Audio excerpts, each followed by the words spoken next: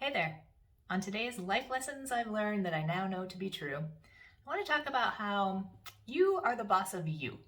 And what I mean by you're the boss of you is I genuinely mean that. You are 100% in charge of your own destiny, which is awesome, right? You get to do what you need to do and you are in control of that ship. You're the captain of your own ship.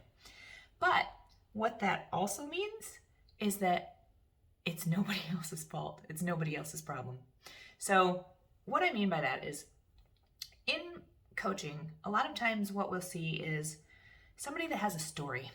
They have a story that, well, my husband left me 10 years ago for somebody, younger and better looking, and my life has never been the same since. Or, if it wasn't for that shitty boss that I had, I'd be making a lot more money and I would have gotten promoted, and he was such a dick and he just really derailed my entire career. Or, if my parents hadn't been shitty to me when they were growing up, I would be much more successful today. Whatever that story is, it tends to be blaming someone else. And as the captain of your own ship, the master of your own destiny, you can't actually move ahead until you are ready to recognize and accept the fact that that's absolutely not true. Where you are, your state in life today, how successful you are, how happy you are, how accomplished you are, it's only down to yourself.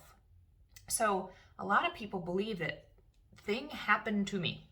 Pick your thing. Thing happened to me.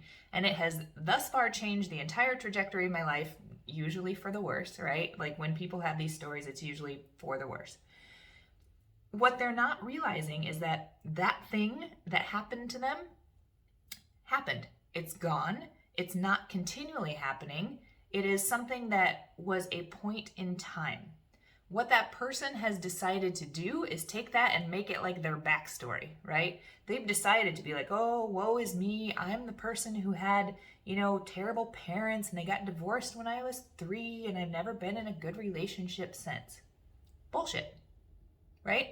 The thing about coaching is that when you are working with a coach like myself, you will learn that you have perfect and total autonomy of your own decisions, and that is the most freeing thing that you can learn.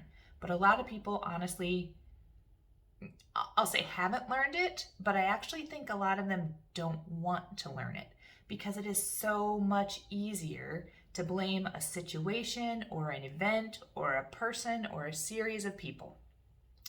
And what we say in my specific style of coaching practice, which is the Martha Beck Wayfinder practice, we would call that story fondling, which I love that name just makes me giggle, right? Like story fondling. But you really are. You're like, oh, this is my story, and this is who I am, and this is how I came to be me, and isn't it terrible? But let me just keep fondling this and petting it, Like the story is nothing more than a story. You can choose to take it or leave it. And if you have a story that is holding you back, the right answer is actually to leave it. And so what you need to understand as an individual that wants to move past whatever it is you want to move past, you want to make some sort of a change in your life, you need to take a good hard look at yourself and understand if you have a story like that, a story that involves something done to you. Because the reality is, nobody can actually do anything to you in a lingering sort of way, aside from things that cause trauma that you may need therapy for. I fully understand that that's a real thing. But it's people who have like this story about themselves and why their lives aren't better. They need to really take a look at themselves and see where that's coming from. Is it just something convenient? It's easier to blame the thing or the person that happened, the thing that happened or the person that did it. Is it just easier? Or do you maybe get some kind of little thrill out of having this sob story and telling it to people and have people be like, oh, that's so sad, oh geez, right? You got to take a good hard look at yourself and see what your motivations are for holding on to that story. And so a lot of what we do in my coaching practice is even finding the story. People become so embedded in it that to them, they don't even hear it anymore. But to me, or an outside party that doesn't know your history, doesn't know all this, it's much easier for us to be like, that's interesting. You talk a lot about thing or person that happened to you 10, 15, 20, 30 years ago. So the first thing that you need to do in the work is identify your stories and then understand why you're holding on to them. What is it that they're giving to you? And is that something that you're ready to move past? Because if you're not ready to move past it, you're not going to. And that's where I say, you are the boss of you. And I think that is the most empowering statement. When somebody truly believes that about themselves, that is the most empowering thing that can exist. You have absolute control over what you choose to do with your life. It's nobody else's fault. It's nobody else's business. It's nobody else's problem. So, go forth and conquer. Captain your own ship. Do whatever you want to do.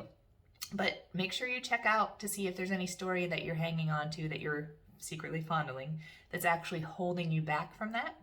And if you find that you do have one and you're ready to move past it, give me a shout. I'm here for you.